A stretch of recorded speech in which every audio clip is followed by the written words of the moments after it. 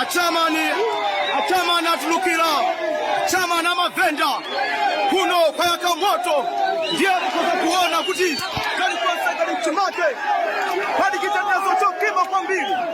chamani watulukira ateya chitetezo ni chokima kwambiri palibe kupanga za masewera pano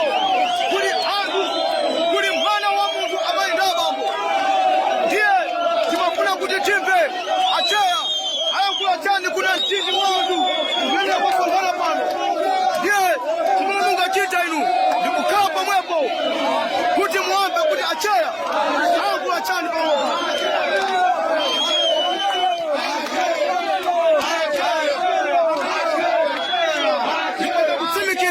chitetezo nichokiwa kwambiri pano palibe kupanga za masewera iya aliyense akuoneka ukondwera kuti chaya wafika ndiye ayankule anthu bwanja mayenda bambo mutakapo mwepo poti pano achaya afika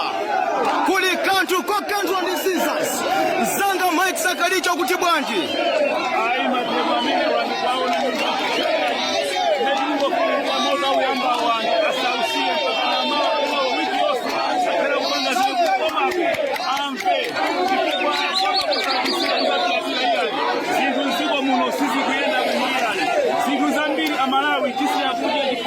Nsanga Mike Sakaliche iwe ndi amene waka kupanga business yokwitsa sapato tinakudziwa bwino manyamula makontena kumaza kwitsa sapato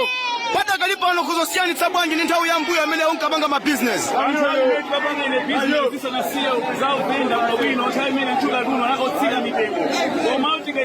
pakali pano zinthu zakwera kwambiri mitengo masina nakeso chakwera kotero kwasizibwera kunyengerera zofunika achoke kapenaso mitengo atsitse mitengo ndiye anthu ena amanena kuti ngati chakwera sangatsitse mitengo ya zinthu zimenezi anthu mukufuna kuti chakwera achoke before pa 16 September ndizoona zimenezi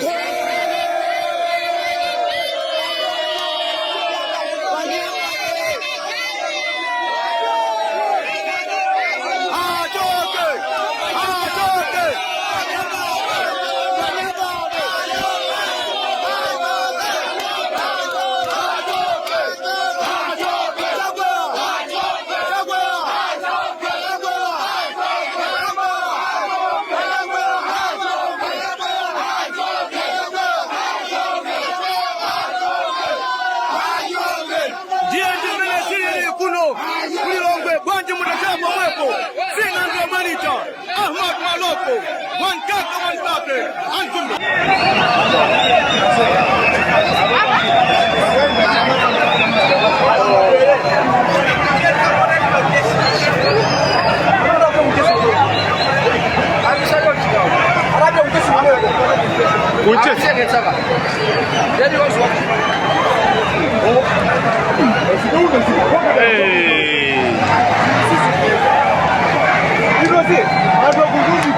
Como se fuma la verdad aquí?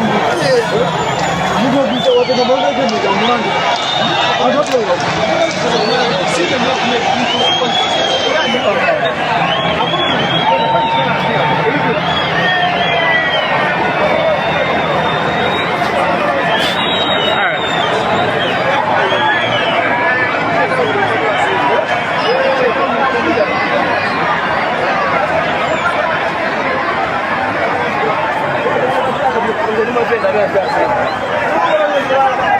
Yo le cago de